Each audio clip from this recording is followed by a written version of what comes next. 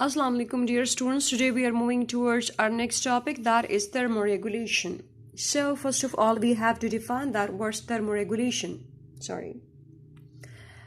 Definition: the maintenance of body temperature by living organism is termed as thermoregulation. Now why there is a need for thermoregulation?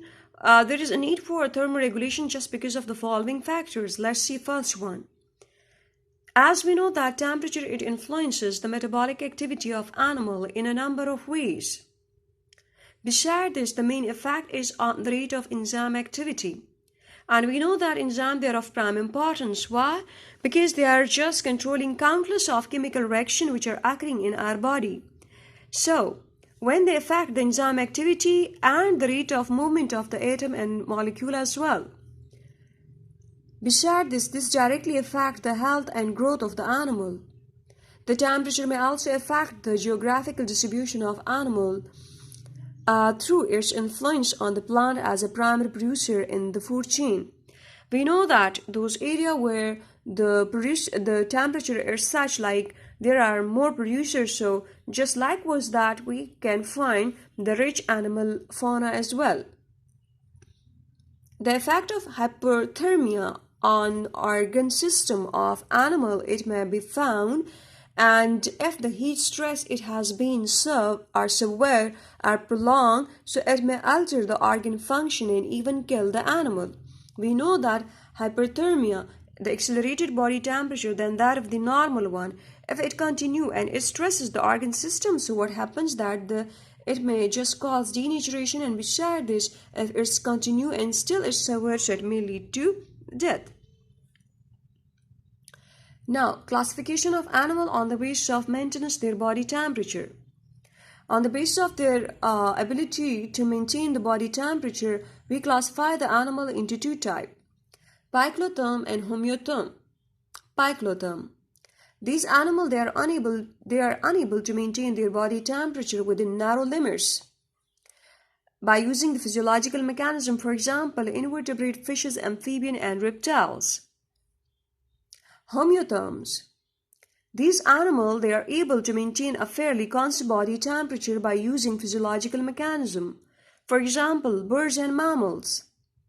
Now we can also classify animal on the basis of whether they just produce their own metabolic heat or just gain heat from the external sources. So, on the basis of that, we classify the animal into two categories. Ectotherms, as the name indicates, gain heat from the external environment. And endotherm, they can maintain their body temperature by producing metabolic heat. Now, ectotherm, they rely on the heat which derived from their environment rather than metabolic heat to raise their body temperature. For example, reptiles, amphibian, fishes, and invertebrates. These are included while in ectotherm. Why? Because they mainly rely on the heat which is basically derived from the environment. Now, endotherm. Endotherm, they are those animals that are relatively independent of external sources of heat and rely on, we are saying, high metabolic rate to generate heat which is conserved. And they are described as endothermic, and the example include great white shark, flying insects, birds, and polar bear. Thermoregulation in human. Thermoregulation in human, if we see over here, we are saying thermoregulation in human is of prime importance. Why? Because we know that they are supposed to maintain their body temperature within certain limits, and their limit is very steno. And we know that the normal body temperature of man is ranging from 36.4 to 36.4 to 37.6, right? Okay. Now, thermoregulation in human. Thermoregulation, right. The regulation of body temperature, that is called as thermoregulation. Why there is a need for thermoregulation in case of human? The ability to regulate body temperature is critical or is of prime importance to sustain the normal life. Death is the ultimate result if the body temperature strays so far from the set point, if it moves so far from the set point. The core body temperature, the temperature of the structure which are lying just below the skin and subcutaneous tissue, should be maintained below 36.4 and 37.3 degrees centigrade. Thermoregulation in man is carried by, we are saying, though the human body is keeping the normal body temperature by including several mechanisms, but we are saying thermogenesis, that is heat production, and thermolysis, which is heat loss, these also occur side by side just to maintain the body temperature in normal range. Now, first one, thermogenesis, or heat production. The process of heat production in organism is called as thermogenesis. First one, if we see thermoregulation, or especially regulation, how it is regulated. The process is regulated by nervous system and hormones. If we see thermogenesis, so the regulation of thermogenesis, it occurs by the nervous system as well as by the hormone. There are two types of thermogenesis. One is shivering type, in which shivering occurs, and the other one is non-shivering type, which is not having the involvement of shivering. Let's see, first one is shivering. Shivering thermogenesis. It involves repeated stimulation, that is voluntary muscle by motor neuron. It produces a shivering response in muscle, which can increase the heat production by up to 5 times the basal level. Now, non-shivering thermogenesis. It is the heat production which is caused by high metabolic rate. Thyroxine, which is a thyroid hormone, increases the metabolic rate, which result in heat production. Its effects, they are long-term. Adrenaline, which is also a hormone which is produced by the what? We are saying which is produced by the adrenal medulla. It produces short-term increase in the metabolic activity. And the thyroxine is produced by the thyroid hormone, thyroid gland, and we are saying the adrenaline is produced by the what? That is adrenal medulla, which is one of the gland lying on the top of the kidney in the form of cap-like structure. Okay. Thermolysis or heat loss. If the body is suffering from hyperthermia, accelerated body temperature than the normal one, so then there is a need for what? For heat loss. If we just see the previous case, thermogenesis, so we're saying if the body is suffering from hypothermia, down body temperature than that of the normal one, so there is a need for thermogenesis, right? Okay. So, in case if the hyperthermia occurs, so there is a need for thermolysis. कि अगर hyperthermia हो गया है तो आप body को extra heat loose करने के लिए क्या क्या मैकेनिज्म जो है वो अडॉप्ट करने पड़ते हैं. Let's see. We are saying the mechanism through which the heat loss may occur, it includes radiation, and if we see radiation, it accounts for about 50% of the total heat loss in the human.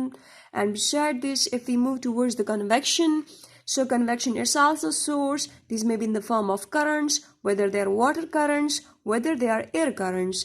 For example, if you are feeling hyperthermia, accelerated body temperature than that of the normal one, so you move to sit while under fan, कि जी आपको ठंडी हवा मिले, या beside this we are saying you just do take shower, so that is also a source to just remove or expel extra heat from your body. G. Next, vasodilation. In this case, arteriole beneath the epidermis, they dilate, and we do also call it as peripheral vasodilation. When the blood vessel in the peripheral region, they will dilate, so maximum blood, it will move towards the skin. And over there is a maximum radiation it may occur, and beside this, the extra heat may be lost to the outside environment through the skin. Consequently, more blood will flow near the body's surface, losing heat through the epidermis. Then evaporation. It's another mechanism of the heat loss. In human, water lost by evaporation, it takes place continuously through the skin even when the person is not sweating.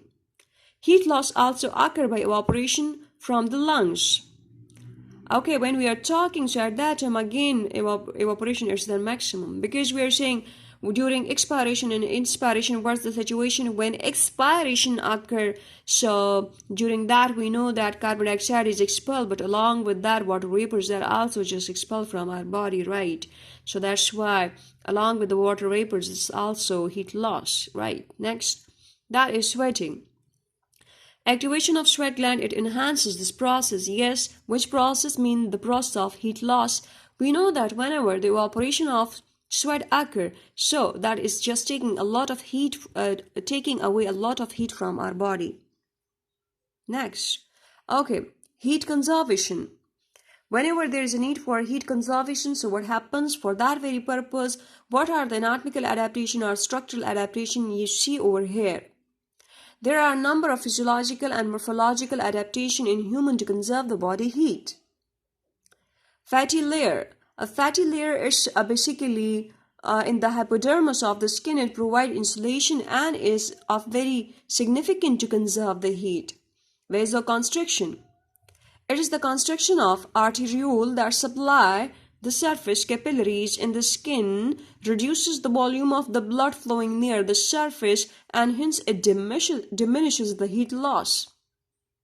And we are saying vasoconstriction. When we talk about vasoconstriction, so that is the peripheral vasoconstriction, mean that those blood vessels which are lying just beneath our skin, they do constrict. So that's why less volume is available over here near the surface, and thus it results while in the conservation of heat, because maximum blood is over there, volume is over there while in the visual organ, right, which is preventing the blood from heat loss, right.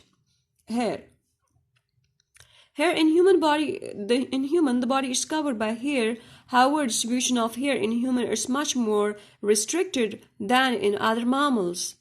At the base of the hair follicle is a smooth muscle. The hair erector muscle is called, basically, we call that smooth muscle as hair erector muscle.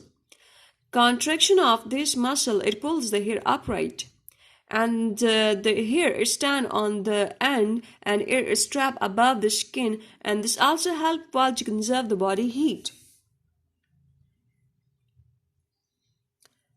Then the role of the hypothalamus. Humans have a well-developed temperature control system involving receptors and effectors and an external sensitive control and extremely sensitive control center, that is the hypothalamus. We know that hypothalamus is basically the control center for what? For temperature. And beside this, we are just discussing over here that is receptor which are present over there in the skin, and beside this they are talking about the effectors which are then other sweat gland, beside this muscle as well. If we see over here, they are talking about the control center, which is the hypothalamus. So if you recall the very first topic of the chapter, which was basically the component of homeostatic system, so that basically consisted of what? Receptor or sensors, and then effector and control centers. So all the components are available over here, right? Hypothalamus, it monitors the temperature of the blood which is flowing through it, and this blood is at core temperature. Beside this, also the skin, it has hot and cold thermoreceptor. When suitably stimulated, they generate nerve impulses, some of which pass to the hypothalamus and other to the sensory areas of the cortex. Then, in most of the cases, the activity of both the skin and hypothalamus receptor, they combine to control the body temperature. Beside this enables the body to make rapid and precise adjustment to maintain the constant body temperature. If the body temperature it increases than that of the set point in the hypothalamus, then a set of responses it is organized by the hypothalamus. And likewise, if we see if the body temperature is getting down than that of the normal level, so again we are saying the mechanism they will operate in such a way just to cause the heat gain. Okay, over here if we just see, so we have got aware from few points, that is hyperthermia, hypothermia. Hyperthermia is that condition in which the accelerated body temperature than that of the normal one occur. Beside this, the hypothermia, down body temperature than that of the normal one occur.